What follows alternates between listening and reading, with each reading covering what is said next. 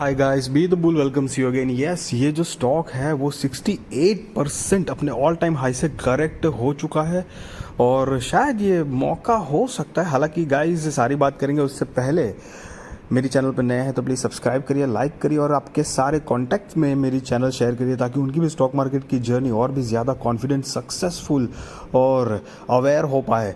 तो कंपनी की market capitalisation 22,568 crore के आसपास की है, फेस वैल्यू 1 की है, करंट प्राइस 1,371 रुपये का है। 52 वीक हाई की बात करेंगे तो 3,250 रुपये और 52 वीक लो की बात करेंगे तो 1,130 रुपये है। बुक वैल्यू 464 है, डिविडेंड यील्ड 0 है, आरओई 18.5% है, आरओसीई 24.8% है और स्टॉक का पीई 23 का है। ये फार्मा स्टॉक है। लॉन्ग टर्म और शॉर्ट टर्म बोरोइंग कंपनी के ऊपर देखेंगे तो लॉन्ग टर्म बोरोइंग 5 साल पहले करीब 5-5.5 करोड़ के आसपास थी, जो कि अभी 2022 के हिसाब से कम हो के 3 करोड़ 82 लाख रुपए के आसपास ही है। और शॉर्ट टर्म बोरोइंग 5 साल पहले 0 थी और अभी 11 लाख के आसपास है। तो एज सच यहाँ पर कंपनी के ऊपर ऐसी कोई हैवी बोरोइंग्स, कर्जा नहीं दिख रहा है।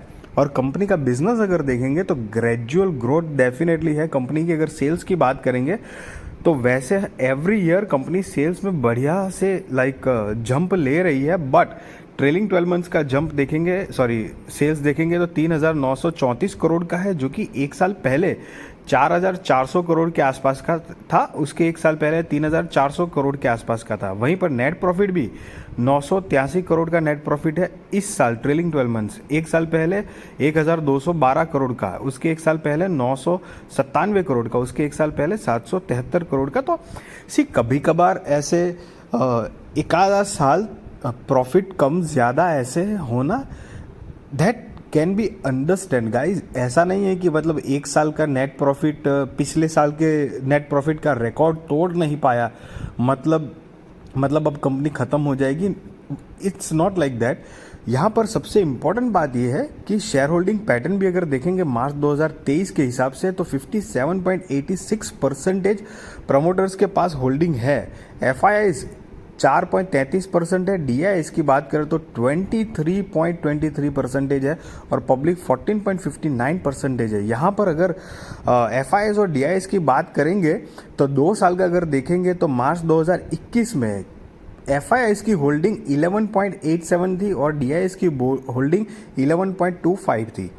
तो एफआईआईज की होल्डिंग जो है वो काफ़ी करेक्ट हुई है, जबकि लेकिन डीआईएस ने उसके बदले में बहुत अच्छा माल खरीदा हुआ है।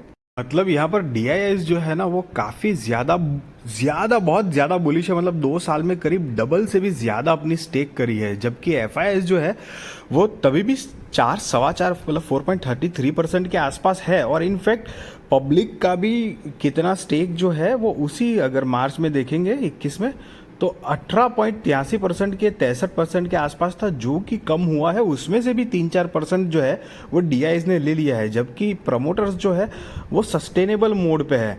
तो शेयर होल्डिंग और एक भी स्टॉक प्रमोटर्स का प्लेज भी नहीं है, ये बात ध्यान रहे। मतलब कंपनी का अपना रिजर्व्स और सरप्लस जो है वो भी बढ़ रहा है। कंपनी का पीएनएल जो है, मतलब सेल्स और नेट प्रॉफिट, वो भी एक ठीक डिसेंट तरीके से ग्रो कर रहा है।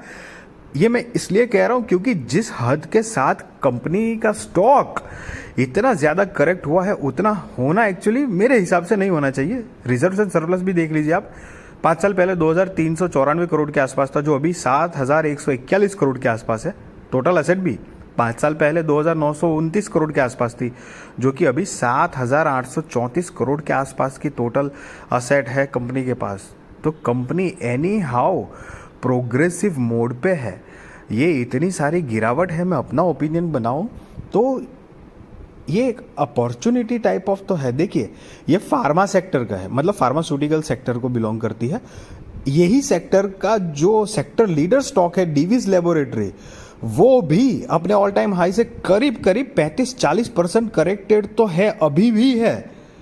तो ये तो मतलब थर्ड लीडिंग कंपनी में से है। और ग्लैंड फार्मा भी वैसे रेप्यूटेड कंपनी है, जो 65-68% आप देख सकते वो यहाँ पर ऑल टाइम का रिटर्न जो है वो 24% नेगेटिव रिटर्न दिया है, और ऑल टाइम हाई अपने जब से अपने ऑल टाइम हाई बनाया था तब से 68% डाउन है, और जब से स्टॉक मार्केट में आया है तब से 24% का नेगेटिव रिटर्न दिया है। और कंपनी ने ऐसा नहीं है कि प्रॉफिट जनरेट नहीं किया है। सी, यही सब मौके होते हैं। आप चाहो तो सोच सकते हो। सी गाइस, मैं कोई बाय सेल रिकमेंडेशन नहीं दे रहा हूँ, वो आप अपने रिसर्च और फाइनेंशियल एडवाइजर को पूछ कर करना। बट मेरी इन्फॉर्मेटिव वीडियो अगर अच्छी लगी तो ज़रूर लाइक करिए, शेयर करिए, सब्सक्राइब करिए, अपने सारे कॉन्टैक्ट्स में भी शेयर करिए, ताकि उनकी भी स्टॉक मार्केट की जर्नी और भी ज़्यादा कॉन्फिडेंट, सक्सेसफुल और अवेयर हो पाए guys. Thank you so much.